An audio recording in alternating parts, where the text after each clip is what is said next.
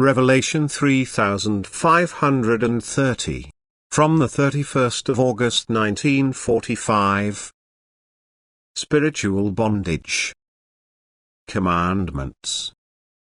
Spiritual bondage is when a person is forced into a belief by decrees and commandments and is forbidden any examination of it under threat of temporal or eternal punishment.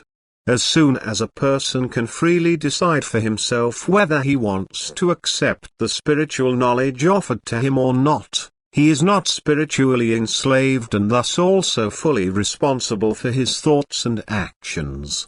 And that is why Jesus did not say to his disciples, "Command men what they shall believe." But he sent them into the world with the words, "Go and teach all nations." No other commandment is spoken of than only the commandment to love God and one's neighbor.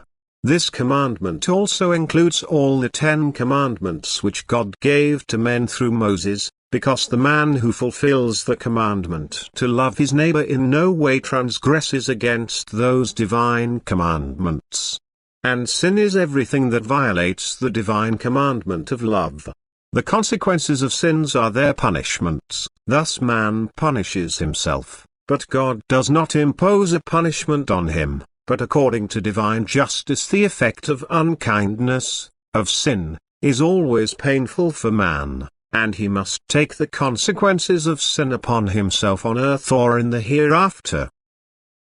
But if human commandments are issued, the non-observance of which is counted as sin to the human being, which entails God's punishment, this is spiritual bondage. It is a curtailing of free will, for the human being will do what he should under pressure and have little success in his upward development. For only what the human being does of his own free will and for God's sake is valuable before God. He must feel inwardly driven to do it and comply with the inner voice, then it is a work of freedom that is valued by God. In the same way, faith must also be acquired by the person himself by examining and thinking through what he is required to believe. It must be a convinced faith, acquired of its own free will, but not a faith which must be forcefully demanded and unconditionally accepted if it is scholastically transferred to a human being. Then the human being is in spiritual bondage, and such faith is dead, it is worthless before God. Numerous people, however, are kept in spiritual bondage. They are taught, often also by ignorant people. They are put into a certain state of compulsion in that sin with its punishment accompanies every teaching of faith, that is, the non-acceptance of faith is put forward as a sin which entails its punishment. Thus the human being could shift the responsibility away from himself if he did not also have doubts of faith which partly come from within and partly from without and which stimulate him to think about it as soon as he is serious about standing in the truth. God often shakes the thinking of people who live in spiritual bondage. They are prompted to reflect by external influences, by their own fate, so that they use and test the gift of understanding, despite the counter-pressure of those who believe themselves entitled to teach.